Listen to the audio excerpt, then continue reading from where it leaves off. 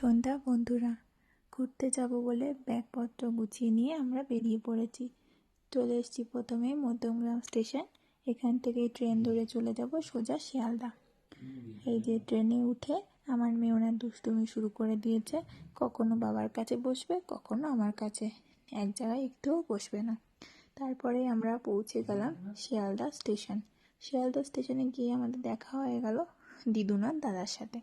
সেখানে গিয়েও সে শান্ত না, দিদুনের সাথে খেলা করবে, এখানে বসবে, একবার দিদুন বসবে, এই করবে। সবাইকে ব্যাগ টানতে দেখে ওরও ইচ্ছা হয়েছে ব্যাগ টানবে।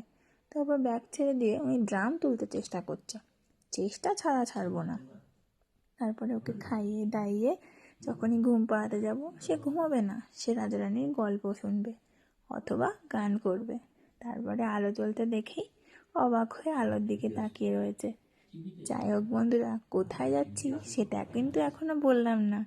দেখি পরের ব্লগে তোমাদের সাথে শেয়ার করছি। তো আজ এখানেই শেষ করলাম বন্ধুরা, দেখা হচ্ছে পরের ব্লগে। টাটা।